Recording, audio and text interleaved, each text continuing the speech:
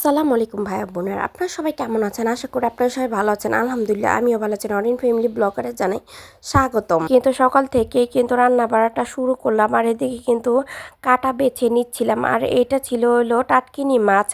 তো শ্বশুর বাড়ি কেউ একটা মাছ খেতে চায় না বলেই কিন্তু এভাবে কাটা করে দিলে তারা আবার পছন্দ করে খায়। আর এখানে কিন্তু অনেকগুলো কাটা হয়েছে, বিড়ালকে দিব।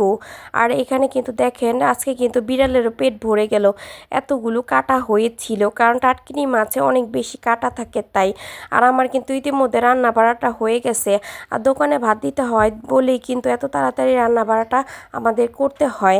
আর এইদিকে কিন্তু কিছু পেঁয়াজও ভেজে নিচ্ছে, আর এটা কিন্তু ডাল দিয়ে বানানো পেঁয়াজু। আর এইভাবে কিন্তু পেঁয়াজু বানিয়ে কিন্তু ভাতের সাথে খেতে ভীষণই ভালো লাগে। আর এভাবে খেতেও কিন্তু গরম গরম ভালো লাগে। আমার কাছে মনে হয় যে সব রান্নাগুলো পরিশ্রম বেশি, ওই সব রান্নাগুলি কিন্তু খেতে মজা। এই যে এখানে কিন্তু ডালগুলো বেটে নেওয়া হয়েছিল, পেঁয়াজুটা বানাতে পারছি আমি কিন্তু পেঁয়াজু খুব কম তেলেই কিন্তু কম ফ্রাই প্যানে ভেজে নিই।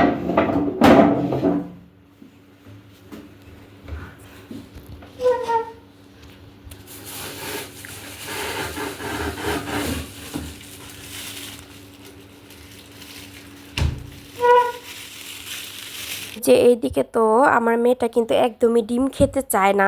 তো কি করব, শরীরটা বেশি একটা ভালো না। তাই বলতেছিলাম যে তুমি কি পুডিং খেতে চাও?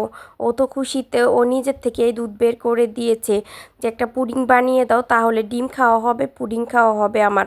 তো এইদিকে কিন্তু এই যে ডিমগুলো নর্মাল টেম্পারেচারে থাকা একটা ডিমই নিয়েছিলাম, কারণ দ্রুতই যেন পুডিংটা হয়ে যায়। আর ও কিন্তু গরম গরম পুডিংই কিন্তু বেশি পছন্দ করে। তাই এখানে অল্প কিছু পরিমাণে কিন্তু দুধ নেওয়া হয়েছিল, কারণ পরিমাণটা ঠিক বলতে পারছি না, কারণ আমি বানাতে বানাতে এমন হয়ে গেছে যে এখন আর আমার তেমন কোনো পরিমাণে প্রয়োজন পড়ে না পুডিং বানানোর সময়। কিন্তু আপনারা 1 কেজি আর কি দুধের মধ্যে সবসময় 7টা কিংবা 8টা ডিম দিবেন, তাহলে বেশ ভালো হয়। আর আমি আজকে তো মাত্র একটা ডিমেরই পুডিং বানানো আপনাদের সাথে শেয়ার করছি। আর আমার কাছে মনে হয় যে এমন মানুষ নেই যে পুডিং বানাতে না পারে। আর এইদিকে দেখেন আমার মেয়েটা কি সুন্দর করে কিন্তু পুডিংটা ঢেলে নিচ্ছে। হ্যাঁ, কইবা কেমন লাগে মাইশা? ওয়াও, অনেক সুন্দর হয়েছে।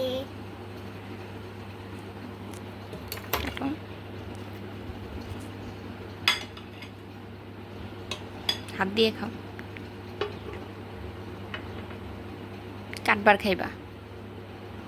দিকে পুডিংয়ে ক্যারামেলটা হয়নি, মেয়েকে লাল চিনি খাওয়াই সবসময়, তাই দিকে কিন্তু মেয়েটা আমাকে খাইয়ে দিচ্ছিল। আমার কাছে কিন্তু পুডিং অত একটা ভালো লাগে না, কারণ ডিম দুধ আমার তত একটা পছন্দ না। তাই খাইতেছে আর বলতেছে যে আবারও আমাকে বানিয়ে দিবা, কিন্তু আমি তো জানি এবার খেয়েছে বলে কথা, কিন্তু ও কিন্তু মনি একবার খেলে কিন্তু একটা খাবার আরেকবার খেতে চায় না।